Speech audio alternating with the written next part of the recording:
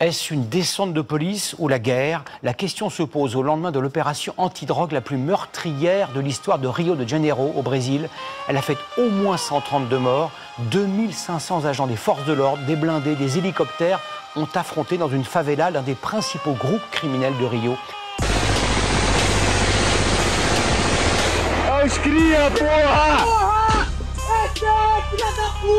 Aujourd'hui s'est déroulée à Rio de Janeiro la plus grande opération de l'histoire de nos forces de sécurité.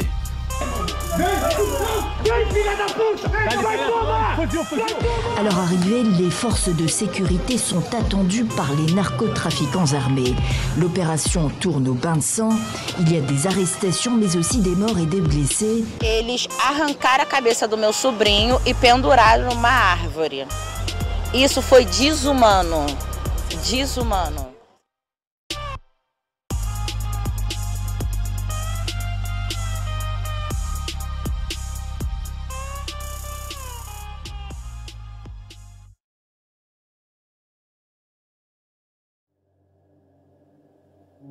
Bonjour à tous, dans cette vidéo d'un nouveau type j'ai décidé de documenter les événements récents d'une extrême violence ayant eu lieu dans plusieurs complexes de favelas situés dans la zone nord de Rio de Janeiro, au Brésil, la zone la plus dangereuse de la ville.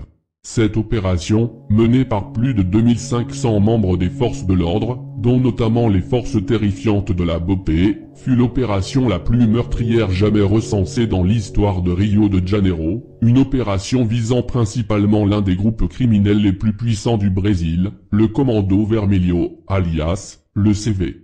À travers cette vidéo nous allons tenter de comprendre pourquoi une telle opération a eu lieu, et comment les faits se sont réellement déroulés pour avoir pu causer une telle quantité de victimes, 130 morts, l'analyse détaillée de la pire opération de police de Rio de Janeiro, la BOPE contre le CV. Voici leurs histoires.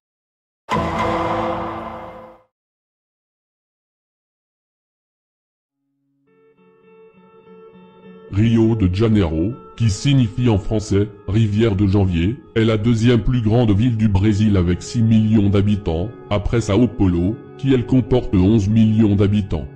Cependant, Rio de Janeiro est de loin la ville la plus touristique du Brésil, grâce à ses paysages magnifiques, ses plages mythiques, et son ambiance festive. Cette ville est un véritable joyau naturel, mais Rio a également une autre facette pour laquelle elle est tristement célèbre, la criminalité.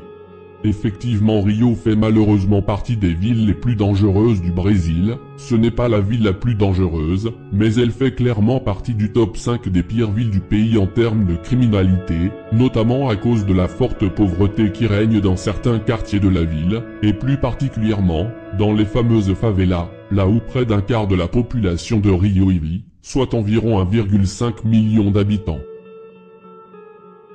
La majorité des favelas de Rio de Janeiro sont contrôlées par des factions criminelles. Il en existe 3 majeures dans la ville de Rio de Janeiro, qui sont le Commando Vermelho, alias CV, qui veut dire le Commando Rouge en français, le Terceiro Commando Puro, alias TCP, qui veut dire le pur 3e commando, et les Amigos do Amigos, alias LADA, qui veut dire les amis des amis. Il y a aussi plusieurs milices composées d'anciens policiers ou militaires qui contrôlent beaucoup de territoires dans la zone ouest de Rio. Parmi tous ces groupes criminels, celui qui est au cœur de notre histoire est le Commando Vermelho, le groupe le plus puissant de Rio à l'heure actuelle. Le CV prend racine dans les années 70 au sein de la prison haute sécurité de Cândido Mendes à Rio de Janeiro. Au départ, le groupe se prénommait la Phalange Vermelho, ou la Phalange Rouge en français, et c'était un groupe de protection formé par certains prisonniers politiques d'extrême gauche alliés à des criminels notoires voulant lutter contre leur mauvais traitement en prison. Mais, par la suite, de plus en plus de criminels se sont greffés à ce groupe, et les membres politiques qui composaient le groupe sont devenus minoritaires avec le temps, et certains d'entre eux ont été libérés. Le groupe change alors de nom pour se faire appeler le Commando Vermelho, et son idéologie de base se rapproche de plus en plus d'un groupe criminel que d'un groupe de protection politisé. Puis, avec la libération de certains prisonniers à la fin des années 70, le CV s'est répandu dans les favelas de Rio, et est devenu une organisation criminelle focalisée sur l'argent avant tout, commettant des exaltions comme du racket ou des braquages. La bascule pour le CV va exactement avoir lieu en 1982. Durant cette année, une nouvelle opportunité se présente à eux, celle du trafic de cocaïne qui commence à inonder tout le continent américain. Les leaders du CV décident alors que ce trafic sera leur activité numéro 1, et ils établiront des partenariats avec les cartels colombiens pour l'approvisionnement de cocaïne au Brésil à travers l'Amazonie. Le CV commencera alors à distribuer de la cocaïne dans plusieurs favelas de Rio, dont notamment dans la favela de Rocinha ou celle de Vidigal, au sein de lieux baptisés Boca de Fumo, qui sont en quelque sorte des maisons de la drogue, un lieu où les trafiquants peuvent pratiquer leur trafic en toute tranquillité, comme l'appartement des Apes dans le film de la Cité de Dieu. Durant les années 80, le CV va alors gagner en puissance grâce aux millions d'euros engendrés par le trafic. Ils recruteront alors de plus en plus de soldats, et ces derniers commenceront à se pavaner dans les favelas qu'ils contrôlent, armes à la main. Mais des conflits avec d'autres groupes armés éclateront pour le contrôle des lucratives maisons de drogue où sont vendus toutes sortes de stupéfiants vers la fin des années 80. Par la suite, le CV mettra également en place des règles très précises dans les favelas qu'il contrôle. Le vol est par exemple banni, c'est pour cela qu'il y a très peu de vols dans les favelas, car les groupes criminels peuvent vous tuer pour ça. Ces derniers remplacent carrément le gouvernement au sein des favelas. C'est eux qui décident des règles. Ils sont également chargés de résoudre des querelles de voisinage, financer des projets pour la communauté, offrir des protections en échange d'argent, et assurer la sécurité générale de la favela. Contrairement à ce que l'on pourrait croire, il est parfois plus sûr d'être dans une favela que d'être à Copacabana par exemple, si bien sûr il n'y a pas de guerre ni d'intervention policière. Pendant les années 90, le CV a solidifié sa puissance à Rio et s'est accaparé plusieurs favelas dans la zone nord et sud de la ville, mais des tensions éclateront avec un nouveau groupe criminel, le TCP, aux alentours de 1993, puis, avec l'ADA, un autre groupe formé par des anciens du CV après qu'un membre du CV se soit fait virer du groupe pour avoir commandité le meurtre d'un autre membre du CV. Les tensions avec la police seront également de plus en plus fortes. Pendant les années 2000, la violence augmentera alors de manière drastique à Rio de Janeiro à cause des guerres entre ces trois groupes criminels et des interventions policières sanglantes. Un épisode marquant de cette période aura lieu en 2009, quand des membres de l'ADA ont ouvert le feu au fusil d'assaut sur un hélicoptère de police au-dessus de la favela de Macacos. Le pilote a été tué, et l'hélicoptère s'est crashé, faisant 2 morts. Durant les années 2000, plusieurs films ayant pour décor les favelas de Rio ont vu le jour, ce qui fera découvrir au monde entier ce qu'il se passe dans ces quartiers. On peut notamment citer le film légendaire de la Cité de Dieu, ou encore La Cité des Hommes, qui sont des films qui n'exagèrent absolument pas sur la réalité de certaines favelas de Rio.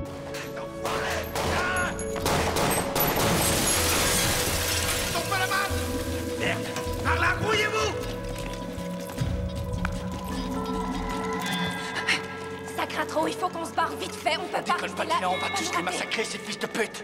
Tu délires, t'as vu ce qu'ils ont comme armes, ils vont tous nous buter. Déconne pas, ils vous font qu'on redescende. Ok, on reviendra plus tard, on descend par là. Allez. Suivez-moi par là. Les groupes criminels de Rio de Janeiro possèdent des moyens colossaux notamment en termes d'armement, des armes de dernière génération pour la plupart provenant directement des États-Unis, à tel point que, dans les années 2000, les trafiquants brésiliens étaient mieux armés que la police, voire même que l'armée brésilienne. On pouvait alors retrouver dans les favelas des armes comme des M16, des M4, des AK-47, des SIG, des FN, et même des snipers en calibre 50, avec de nombreux accessoires comme des viseurs holographiques, des lasers, des doubles chargeurs, des grenades, et bien d'autres, comme en témoigne l'hélicoptère abattu par les trafiquants. Face à cet attirail spectaculaire, la police brésilienne était alors démunie, donc, en réponse à cela, le gouvernement va décider de mobiliser l'unité spéciale la plus terrifiante du Brésil, la fameuse BOPE, le bataillon de la mort. La BOPE, ou bataillon des opérations spéciales de police, est le groupe d'intervention d'élite de la police militaire de l'État de Rio de Janeiro. Son rôle est principalement de mener des opérations spéciales dans les favelas afin d'y déloger les narcotrafiquants, avec des méthodes brutes, sans demi-mesure. Le siège de la BOPE est d'ailleurs situé tout en haut d'une favela, la favela de Tavares Bastos, qui est d'ailleurs la favela la plus sûre de Rio à cause de ça. Entre 1987 et 2010, près d'1 million de personnes ont été assassinées au Brésil, un chiffre stratosphérique. Le débat sur la sécurité nationale est alors une priorité, d'autant plus que le Brésil a été désigné comme organisateur de la Coupe du monde de football de 2014 et des Jeux olympiques de 2016. Ces deux événements mondiaux vont motiver le gouvernement à faire un énorme nettoyage dans les favelas de Rio, un phénomène baptisé la pacification.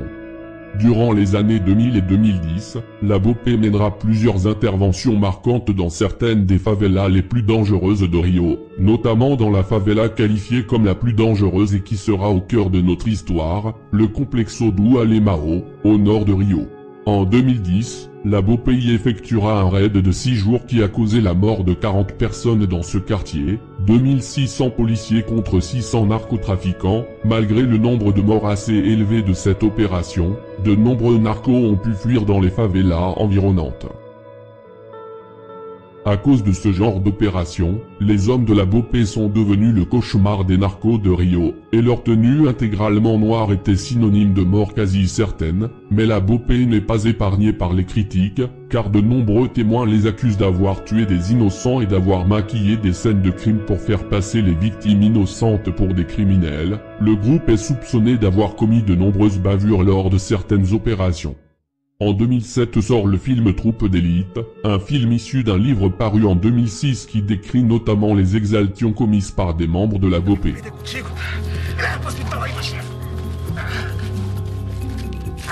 já perdeu, seu filho da puta. Você já perdeu. Você vai morrer. Na cara não, chefe. Pra não estragar o velório. Por quê? Na cara não, pra não estragar o velório. Na cara não. O baiano já era meu. 07. Dá 12 aqui. Solta o moleque. Deixa esse moleque embora.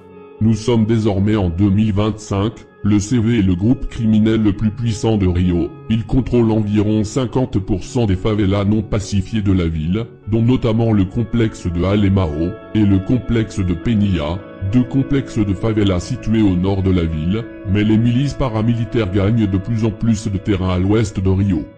Celui qui est prétendument le boss du Commando Vermelho sur le terrain est un prénommé Edgar, surnommé Doca, ou encore l'ours de Penilla. Edgar, né en 1970, possède le nombre colossal de 189 pages dans son casier judiciaire, allant du trafic de drogue, en passant par les vols, la torture, la possession d'armes, ou encore le meurtre. C'est le numéro 3 de l'organisation du Commando Vermelho. Les deux autres boss qui sont au-dessus de lui sont incarcérés. Il s'agit de Marcinho VP et de Fernandinho Beiramar. En 2021, Edgar a été accusé d'avoir fait tuer 3 jeunes qui ont volé des oiseaux dans la favela de Castelar. En 2023, il a été accusé d'avoir commandité le meurtre de 3 docteurs, qui ont été confondus avec des membres d'une milice rivale. Et en 2025, il est accusé par le procureur d'avoir attaqué un commissariat pour faire libérer l'un de ses associés, un dénommé Rato. Le CV avait également pour objectif d'étendre son territoire dans des zones ouest de Rio contrôlées par les milices. À cause de toutes ces raisons, un mandat d'arrêt a été émis à l'encontre de l'ours de Penilla et de 10 autres personnes haut placées du CV, et une opération de police a été organisée dans les complexes de Alemão et Penilla, qui sont considérés comme le quartier général du CV au niveau national, afin de mettre ces mandats à exécution. L'opération, d'une envergure rarement vue, va mobiliser près de 2500 forces de l'ordre de plusieurs types, dont des membres de la police civile, de la BOPE, et bien d'autres. L'opération est délicate, car ces deux complexes de favelas possèdent environ 170 000 personnes réunies dans des espaces confinés, ce qui est énorme. Mais les cibles sont clairement identifiées. La cible numéro 1 est donc Edgar, ainsi qu'une centaine de membres du CV qui l'entourent. L'objectif est de mettre hors d'état de nuire le maximum de ces cibles, soit en les arrêtant, soit en les tuant, sachant que certains membres du CV sont facilement reconnaissables grâce à leur teinture rouge, qui est considérée pour beaucoup comme un signe distinctif des membres du CV. Et aussi car ces derniers s'affichent souvent fièrement sur les réseaux sociaux, les armes à la main, en faisant le signe représentant la lettre V avec les doigts, et souvent avec des emojis représentant une tête d'ours, en référence à leur boss, l'ours de Penilla. Afin de mener à bien cette opération exceptionnelle, les membres de la BOPE ont établi un stratagème ingénieux. Ils se sont préalablement positionnés dans une forêt située en haut d'une colline jouxtant les complexes de Alemao et de Penilla, tandis que les autres forces de l'ordre se positionneront par le bas, afin de prendre en étau les narcotrafiquants qui tenteraient de fuir par en haut, car, lors des précédentes opérations, de nombreux narcos ont pu fuir de cette manière et échapper à la police. Cette technique sera surnommée le mur de BOPE. 1 ou 2 jours avant le début de l'opération, les membres de la BOPE se sont alors discrètement infiltrés dans la forêt, attendant sagement le début de l'opération. Ces derniers ne sont d'ailleurs plus vêtus de noir depuis quelques années, ils sont désormais en treillis militaire. Le 28 octobre 2025, au petit matin, quelques 2500 policiers et une trentaine de blindés, accompagnés d'hélicoptères, déboulent dans les complexes de Alemao et de Penilla. Les policiers classiques et certains contingents militaires arrivent par le bas des complexes. Dès leur arrivée, les soldats du CV sont alertés, car ils possèdent des radios branchées sur la fréquence des forces de l'ordre, et les premiers échanges de tirs éclatent. Les soldats du CV, qui sont eux aussi vêtus pour la plupart de treillis militaires, sont positionnés à divers endroits des complexes situés en hauteur, ce qui leur donne un avantage sur les forces de l'ordre qui arrivent vers le bas. Les soldats du CV utiliseraient alors une stratégie de tir croisé et groupé, visant la même cible mais de différentes positions, toujours en hauteur, et tendant des embuscades à la police. 2 policiers seront alors abattus en bas des complexes par les soldats du CV. Mais les forces de l'ordre arrivent quand même à progresser, notamment grâce à leurs véhicules blindés. Certaines vidéos nous permettent d'avoir un aperçu précis de cette situation.